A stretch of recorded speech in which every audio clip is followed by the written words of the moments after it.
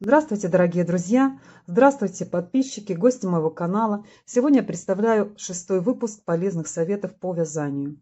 Конечно, есть много советов. Некоторые, я думаю, что из вас знают их. А может, все-таки для кого-то эта информация, скажем, будет впервые. Поэтому я надеюсь на то, что все эти советы кому-то пригодятся. Всем спасибо за просмотр, всем спасибо за подписку, за то, что посещаете мой канал. И, конечно, я всегда стараюсь находить, скажем, ту информацию, которая когда-то для меня была тоже полезной и нужной. Всем приятного просмотра и до новых встреч! Когда мы связали изделие, допустим, лицевой гладью, и видим, что никакой изюминки в этом нашем свитере, джемпере нет, можно, скажем, добавить по низу изделия, а также по манжетам небольшую контрастную ниточку. То есть довязать, допустим, один ряд именно контрастной нитью. И смотрите, как может здорово получиться. Иногда приходится распускать изделие, которое связано, и мы хотим его или перевязать, или же использовать эту ниточку в другом изделии. Конечно, вот эта вот наша ниточка, она кучерявая, вот такая вот непослушная. И если мы будем вязать этой же самой ниточкой, ничего с ней не делая, оно не будет. Полотно наше не будет таким же ровным, вот как связали мы первый раз. Я вам сейчас покажу изделие, которое было связано из вот такой кучерявой ниточки. Я ее не выравнивала ничем. И что у нас получилось? Смотрите, вот у нас идет воротник. Резиночка 2 на 2, но какая она неровная. Это полотно еще не постирано. Но, конечно же, когда оно постирается, вы знаете, я сомневаюсь в том, что оно действительно выровняется. Поэтому, когда я начала вязать регланом вниз, сверху вниз, так, вывязала ворот, вывязала росток. Вот видите, регланные линии. И, конечно, я уже потом поняла, что зря в это, скажем так, вязалась. Почему? Потому что я поняла, что вряд ли у меня дальше будет полотно после стирки такое же ровное, вот как это. Поэтому я закончила вот это вот наше свое, скажем, вязание. Все-таки я его петельки закрыла. И вы знаете, я все-таки его хочу постирать. Это у меня полушерсть, бобинная пряжа, 50% шерсть, 50% акрил. Вязала несколько сложений. Вы знаете, я просто для себя действительно посмотрю, что с этого получится. Оно у меня, правда, давно лежит. Вот, но руки не доходили распустить и так далее. Поэтому я сначала его все-таки постираю. И затем посмотрю, что с ним будет. Но, вы знаете, сомневаюсь я, что оно выровняется. Кроме того, я еще вам покажу вот такое вот изделие. Это у меня детская такая жилеточка. Она давно-давно связана. Правда, не до конца. Вот у меня еще на спицах. Но я вязала также из такой же вот кучерявой ниточки. Это тоже полушерсть. Вот. И смотрите тоже, какие неровные петли. Видите? Петли совсем разные. Ну, я про лицевую гладь, конечно, промолчу. На изнаночной стороне, видите, какое безобразие. Хотя, когда я вяжу, у меня петли ровные, видите? И по изнаночной стороне. Вот такое вот полотно получается. Это постиранное. Так, вот это у меня рукав был. Я его распустила. Свою свитерок. Вот. Но, конечно, эту ниточку нужно выравнивать, потому что она абсолютно не годится. То есть не нужно вязать из этой кучерявой ниточки, иначе результат вас абсолютно не порадует. Что можно сделать для этого? Я сняла небольшое видео, которое просто, вы знаете, оно самый такой хороший способ, когда можно выровнять вот эту вот ниточку. Это самое, сколько я не перепробовала, вот то, что я вам сейчас покажу, небольшое видео, оно абсолютно самое-самое такое вот, этот способ, самый мой любимый, когда мне нужно выровнять эту ниточку.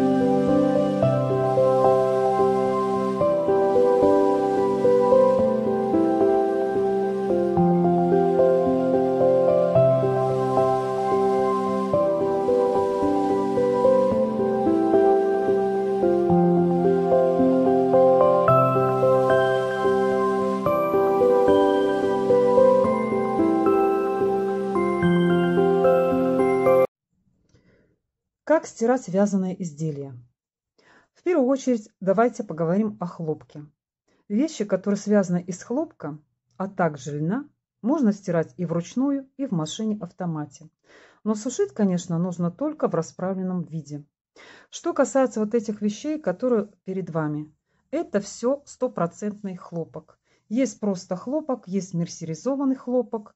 Вот как в данном случае это итальянский хлопок. Такая вот кокеточка у меня связана. Стопроцентный хлопок. Я его полностью стирала в машинке, ничего с ним не сделалось. Но это не мерсеризованный хлопок. Естественно, сушила в расправленном виде. Так, вот эта вот маечка тоже стопроцентный итальянский хлопок. Также я стирала в машинке, сеточка. У меня на канале есть подробное описание вот этой вот маечки. Если кого-то заинтересует, можете перейти по ссылочке. И следующая вот эта вот маечка тоже. Это мерсеризованный хлопок. Так, на канале у меня есть полный мастер-класс по вязанию вот этой маечки размер 48-50. Также стирала в машинке. Ничего с ним не сделалось. После ВТО остались такие же самые размеры. Так, вот это вот у меня тоже идет кокетка. Мерсеризованный хлопок. Толстый такой. Но я добавила еще ниточку люрекса. И вот так он красиво смотрится. Тоже стирала в машинке. 30 градусов на деликатном режиме. В расправленном виде я сушила. И все довольно-таки проходит у меня хорошо. Так, это у меня маечка. Это низ изделия. Там она на завязочках сверху. Так, это у нас тоже хлопок. Вот такой павлиний хвост связан. Так, то есть хлопок это мерсеризованный хлопок. Так, также это мерсеризованный хлопок. И это Газал Бэби Каттон, органический хлопок. Тоже я стирала в машинке. Есть полный мастер-класс по вязанию этой кофточки. Поэтому, если говорить о хлопке, если это чисто стопроцентный хлопок, ничего с ним не делается. По крайней мере, я стираю. Я никого, скажем, не говорю о том, не призываю к тому, что нужно стирать именно все вещи из хлопка машинки. Так, но я именно говорю о себе, поэтому все, что касается хлопка, я стираю в машине. Если это, еще раз хочу обратить внимание на то, если это стопроцентный хлопок, но обязательно при 30 градусах в щадящем таком режиме и, конечно, в расправленном виде я сушу. Я хочу показать вам вещь, которая связана из хлопка, но с добавлением ниточки смесовой. Там есть меринос.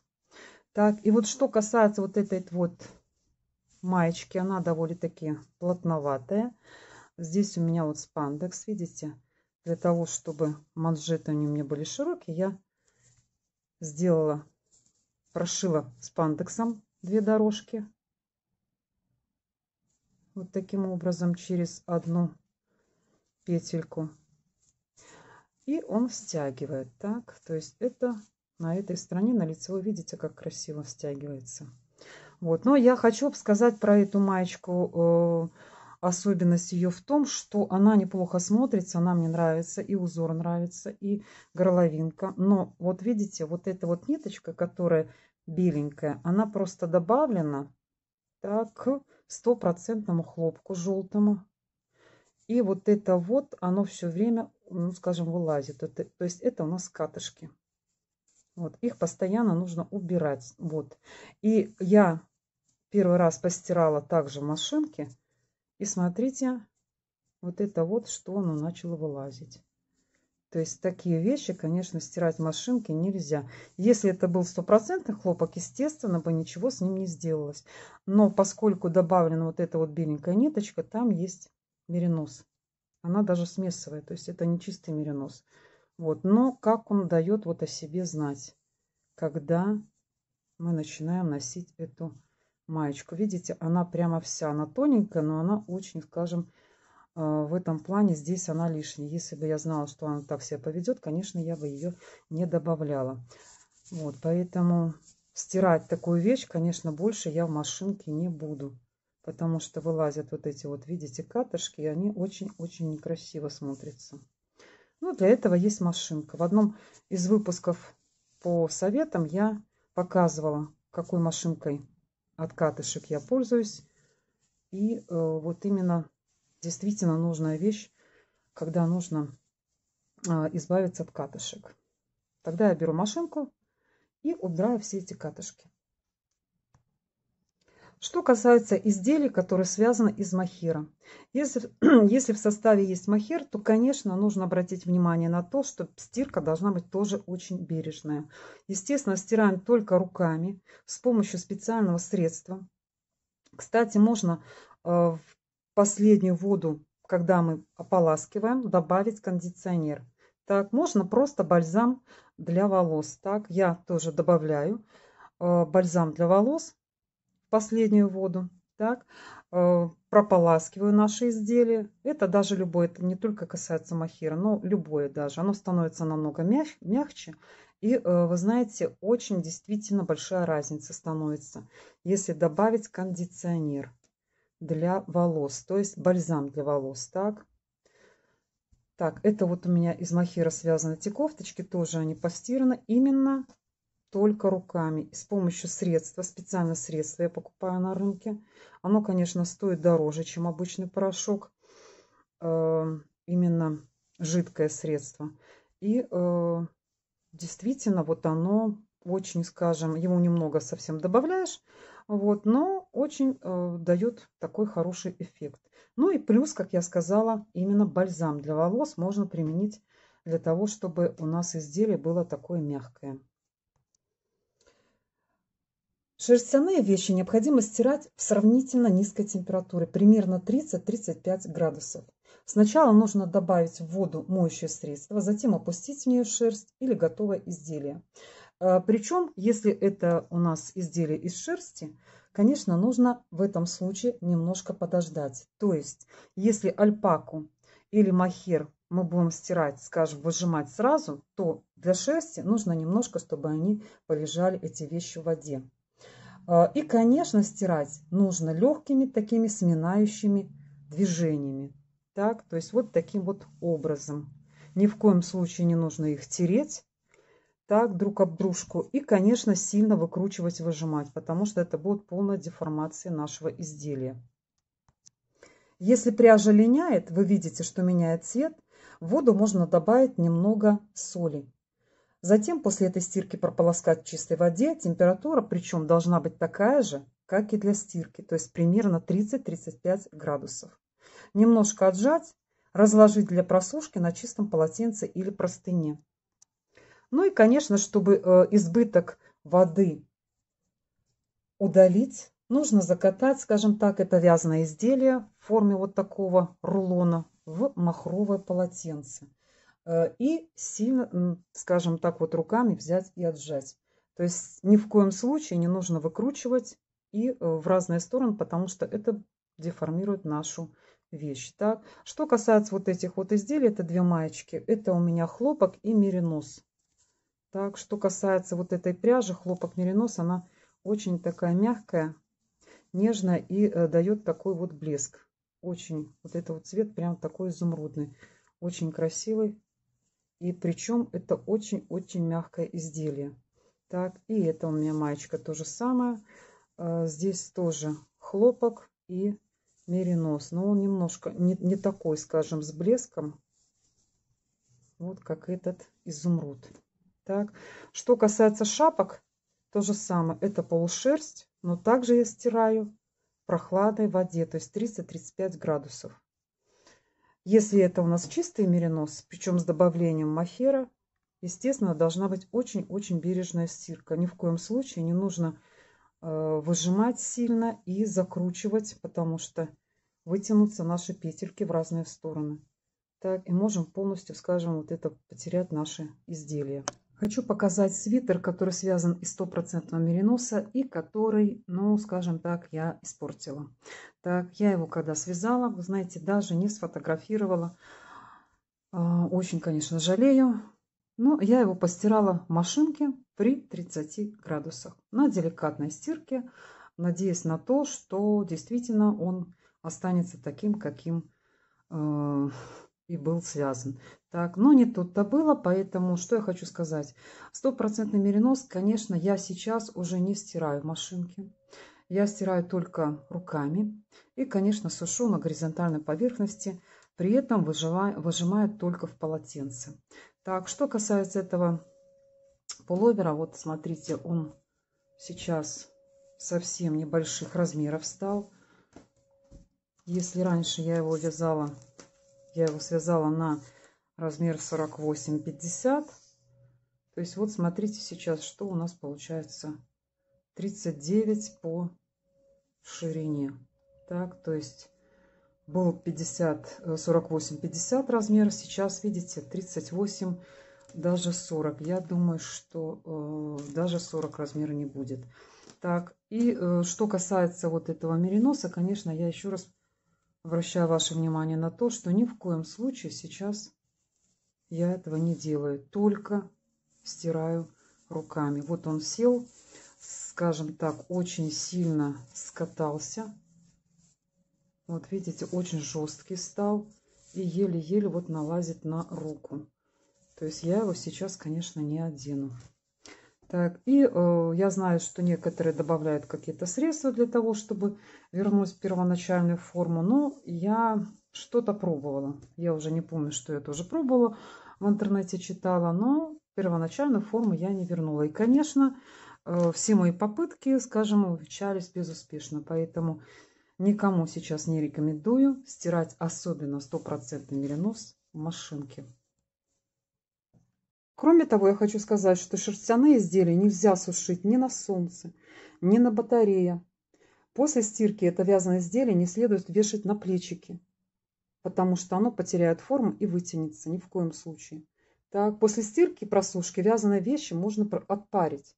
Тогда они будут выглядеть как новые. То есть утюгом с помощью пары направляем этот пар, но, конечно, через марлю все это, ни в коем случае не на открытое наше изделие. Именно через марлю или тоненькую такую какую-то материю. Так, причем, чтобы освежить вот эту вот цветную пряжу, как я уже сказала, воду для стирки, полоскания можно добавить 1-2 ложки уксуса.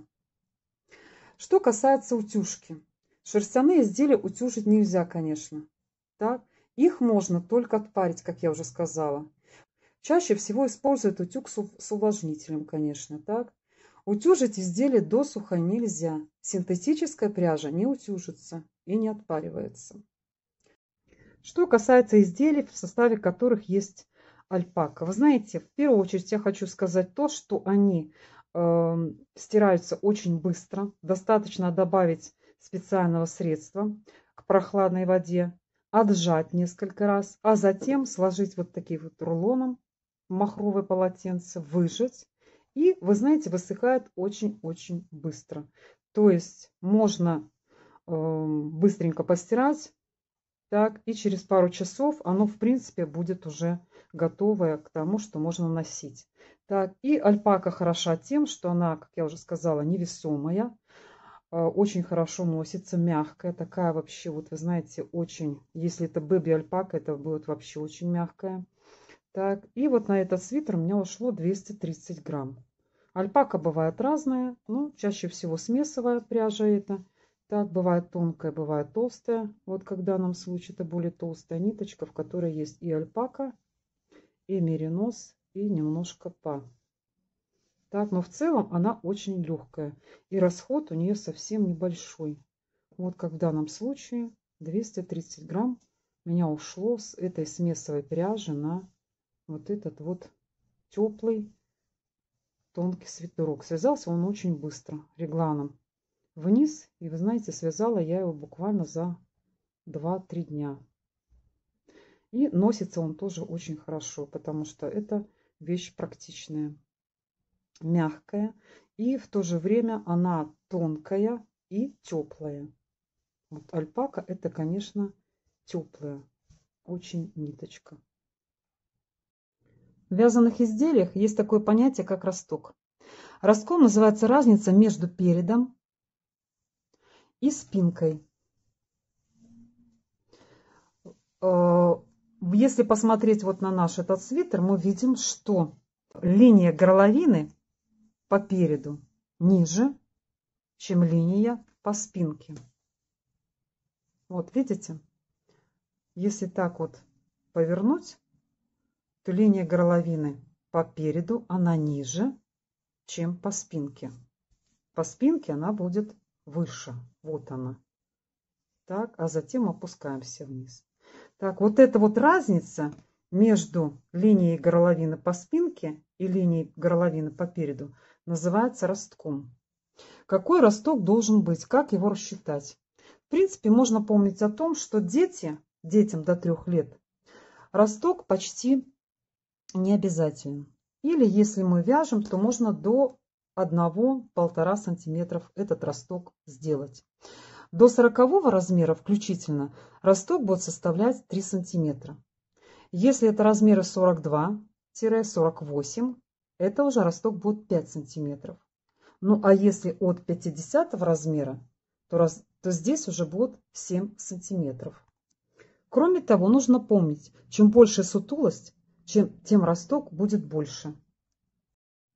Кроме того, росток может выполняться не обязательно после вот нашей резинки по горловине, но он может выполняться после того, как провязана часть кокетки. Так, вот у меня провязана была кокетка, и по спинке поворотными рядами я еще провязала несколько сантиметров. Здесь у меня провязано 3 сантиметра вот этого азиатского ростка. То есть туда-сюда обратными поворотными рядами я провязала здесь 3 сантиметра. А дальше уже соединяла вязание в круг. И затем вниз шла, полностью провязывала уже перед и спинку. Цветовая гамма пряжи очень разнообразна. Кроме секционной пряжи, которая не требует никаких оранов, узоров, есть однотонная пряжа, из которой вязать, конечно, очень просто. Но иногда действительно хочется каких-то полосок, какой-то новой, другого цвета ниточки. Для этого нужно, конечно, знать сочетание цветов. Обратим внимание сейчас на то, какие цвета сочетаются между собой. Вот эта вот табличка, она мне очень нравится. Если посмотреть на эту таблицу, здесь действительно все расписано, какие цвета больше всего подходят друг к другу. И опираясь на эту таблицу, можно действительно сделать себе хорошее сочетание цвета того или иного вязаного изделия. Что касается реглана. Многие из нас любят очень реглан, в том числе и я. Очень часто я им пользуюсь, вяжу именно регланом. И, конечно, реглан сверху вниз очень удобный. Так, получается у нас изделие, как говорят, без единого шва. На самом деле, для того, чтобы изделие получилось красивое и действительно село по нашей фигуре, конечно, мы должны с самого начала правильно рассчитать петли для реглана. Так, то есть если у нас будет общее количество петель, которые мы набираем по горловине, мы, естественно, должны знать, сколько петель мы должны распределить затем на рукава, по переду, а также на спинку. Ну и, естественно, несколько петель, по одной, допустим, или по две, как мы задумаем, берем на реглан. Что касается формулы расчета реглана, вы знаете, она у меня следующая.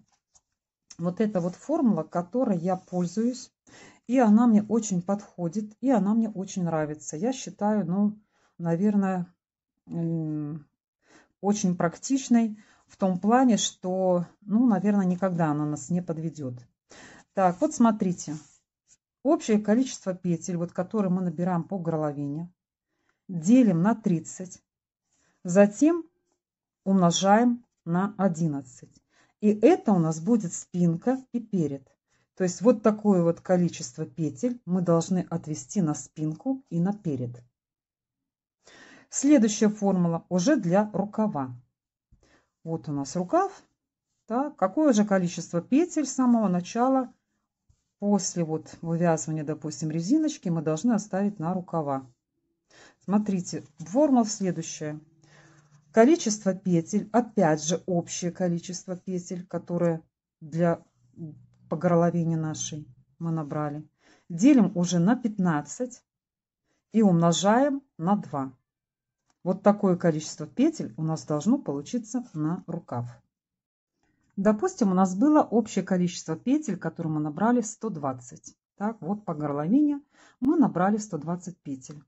Значит, по первой формуле, вот когда мы разделим на 30 и умножим на 11, на спинку и на перед у нас получается 44 петли.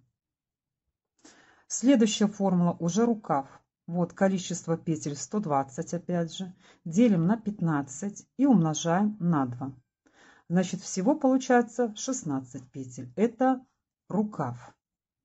Значит, смотрите, 120 петель, 44 мы отводим на спинку, на перед и на рукав по 16 петель. То есть у нас одна вот эта вот цифра, это означает именно только на спинку и только на перед. Не надо их делить на 2. Также и рукав. Мы получаем вот это вот количество петель, значит это один рукав. 1. Проверяем. 44 плюс 44 плюс 16 и плюс 16. Итого у нас получается 120 вот этих вот набранных петель. Отсюда мы вычислим уже на реглан, на линии реглана, который мы задумаем дальше вязать. Вот и все. Сейчас поговорим немножко о шапках. Всегда нас волнует вопрос о том, какая высота шапки будет провязана. Так, что такое высота? Это расстояние от макушки и до низа. В этой шапке у меня где-то 22 сантиметра. Вот это вот высота. Так, но мы можем вязать с одним отворотом шапочку. Может даже быть 2 отворота, а может быть и ни одного отворота. Вот как в данном случае мужская шапка без отворота. Она очень короткая. Высота ее составляет где-то 19,5 сантиметров. Так, что касается женских шапок, они тоже могут вязаться без отворота, но в любом случае мы должны знать, какая у нас высота этой шапки будет провязана. Так, если у нас короткая шапка, значит это будет 22 сантиметра. Если будет еще один отворот, значит мы должны прибавить еще один отворот. В этой шапке у меня получается отворот 8,5, но он может быть 10 и даже 12 сантиметров. То есть к нашей высоте 22 сантиметра мы должны прибавить еще вот этот вот отворот. Это называется глубина шапки. Вот это все глубина шапки. В данном случае у меня 30 сантиметров. Что касается этой шапки, у меня здесь, скажем, отвороты вот даже есть. Она носится вот таким образом. Отвороты небольшие. Так, ну, в любом случае, получается высота шапки тоже где-то 22 сантиметра. Но вся она шапка, она здесь небольшая.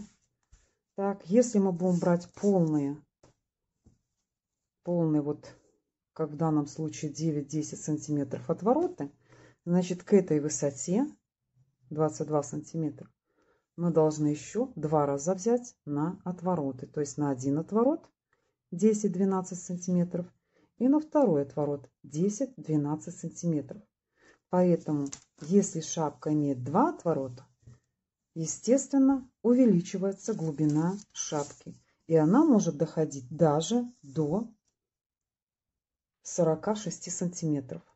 То есть 22 сантиметра плюс 10-12 сантиметров на один отворот. И до 46 сантиметров может быть длина вот этой вот шапки с 2 отворотами.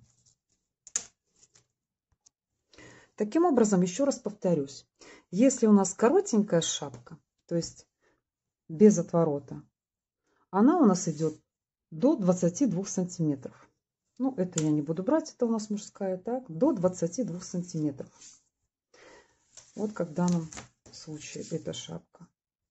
Если она будет с одним отворотом, значит глубина будет доходить до 34 сантиметров.